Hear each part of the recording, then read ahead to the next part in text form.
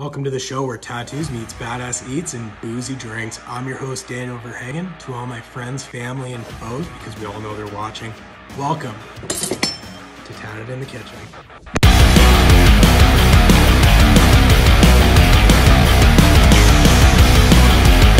What's up? What's good? Today, we are doing an Aperol Paloma. If you haven't had a Paloma, it's great. It's in the summer. It's hot in Vancouver today. We're making an Aperol Paloma. One of my favorites, one of the main ingredients, grapefruit juice.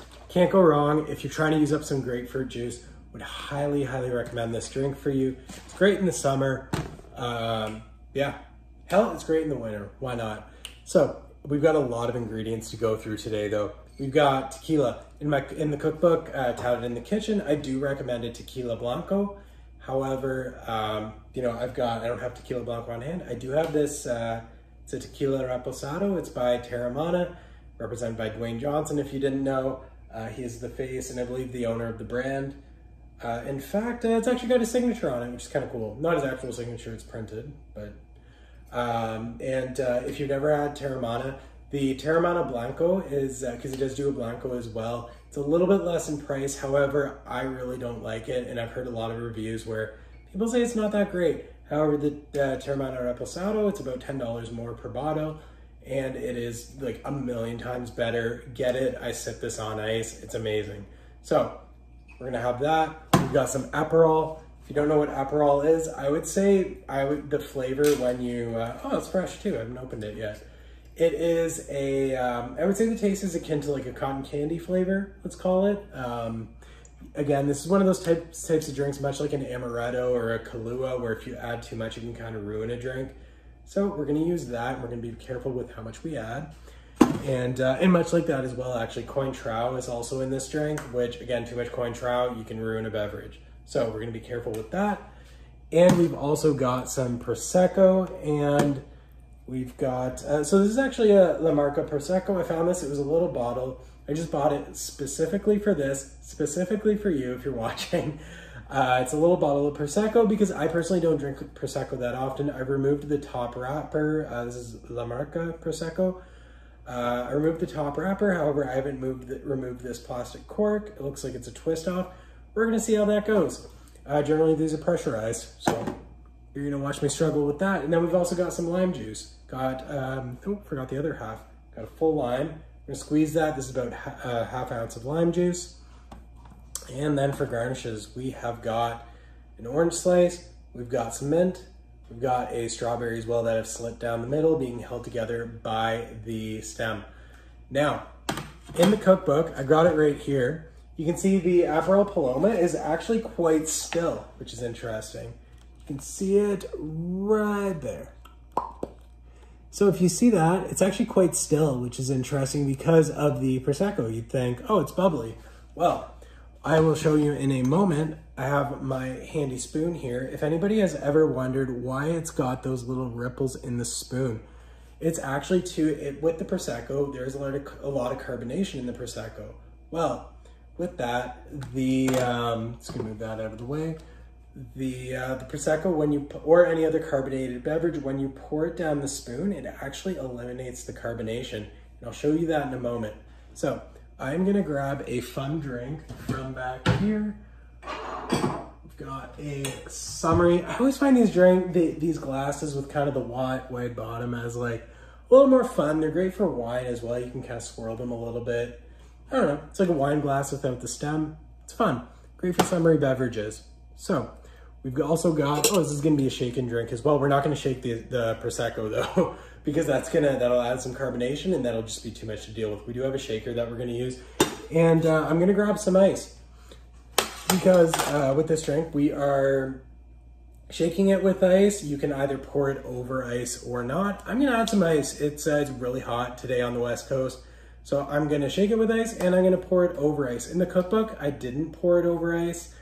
I think it was actually when I was making that drink for the cookbook, I think it was the middle of winter in Ontario, which is one of the reasons why I moved to the West Coast, because it's friggin' cold in the winter in Ontario and I don't want to deal with that shit anymore. So I moved out to the West Coast where it's a little warmer in the winter. I'm gonna grab some ice, one moment.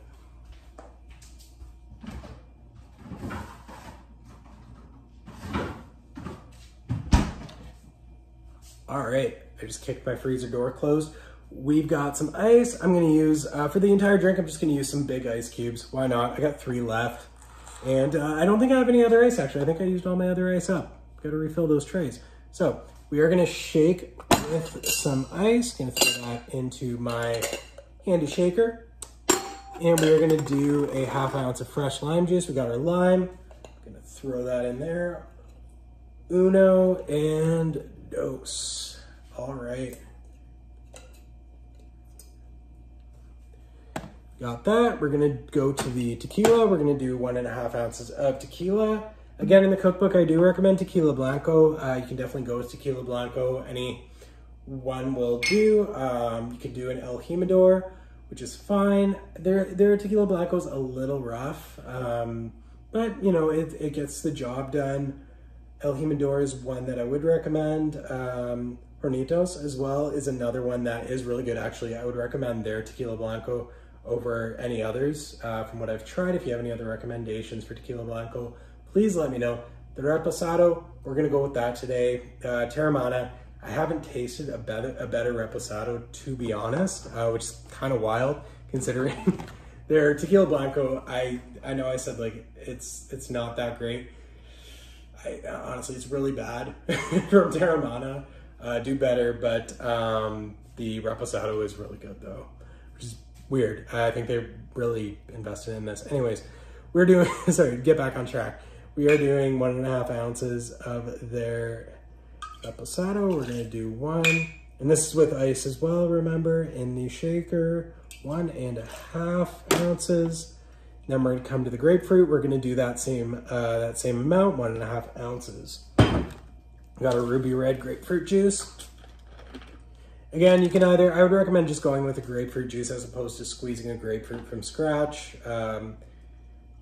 Generally, the grapefruit juice that's pre-packaged is, you know, it's good, it's easy, it has a little more sweetness to it. If you're using straight grapefruit juice, that's fine if you want to go au naturel, but just be prepared, it's going to be extra tart, so maybe you might need to balance that out with some added Prosecco, maybe some added Aperol. Play around, but I've simply just used grapefruit juice. We're gonna go with some Aperol now. Actually, you know what? On the list, I'm just gonna go down the list. Doesn't have to be in particular order. It's just easier to read for me from the cookbook. So we got some Cointreau. We are gonna do 1 ounce of Cointreau. Got our handy Anchor shot glasses. These are great. I have about 6 of them. Just in case I have some friends over as well. Everybody gets their own shot glass, which is great. Side note, I would love to get into mixing shots and high-end shots. If anybody has any recommendations, that's kind of my next project as far as on the alcohol side that I'm thinking. But yeah, so we're gonna do a full ounce of Cointreau. And we're gonna do a 3/4 ounce of Aperol. So let's come here, we got our Aperol. This is also a little bottle I found at the BC liquor store. They don't have this in Ontario, I realized, at LCBO.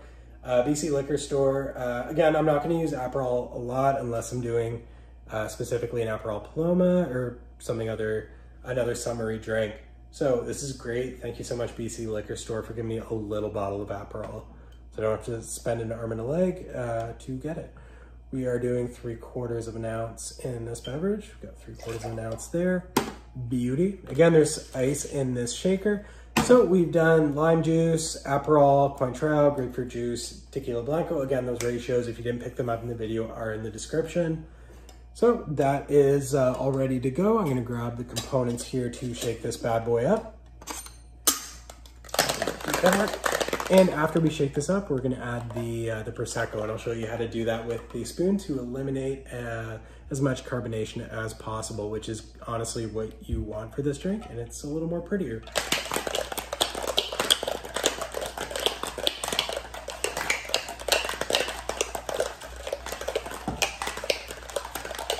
All right, so again, a good measure of when a drink is fully mixed is when, in a shaker, is when the shaker gets too cold to hold. So it is just about too cold to hold now, which is great, that's what we want. Pop the top off, there you go. We are going to pour this over ice. So, got some Ice right there. We're gonna pour this in. So I'll hold this up, I got some ice in the glass. Gonna drain that in.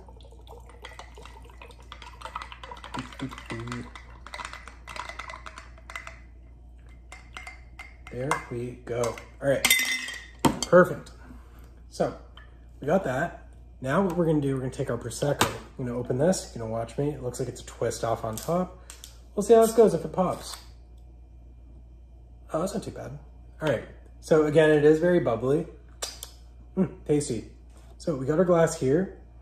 So the trick with the spoon is, and I'm gonna see if I can show you this here. We're gonna stick the spoon in the drink. I'm just gonna switch the camera angle because this is too difficult to hold it up and do it at the same time. We're gonna get down to table level. All right, welcome back. We are here, we've got our spoon, we've got our Prosecco. We're gonna pour it down. We're gonna do about an ounce, and it's actually pouring it down the spoon is going to eliminate the carbonation, as I said. You can see it going in there. And as you can see in the drink, there's actually little to no carbonation. We're gonna slow that bad boy down. We're just gonna top it off. There we go. Perfect. So good. Okay. You know what? I might as well just garnish it here. I got my garnishes right here. So, orange wedge. I use a slice in the cookbook. I'm gonna go with a full wedge because it's nearing dinner time and an orange wedge is a nice snack. So, we got that. We got our strawberry. I split that down the middle. I'm gonna add that as a garnish as well, and just a little mint on top to savor the flavor a little bit. All right. Thank you so much for joining me. Cheers.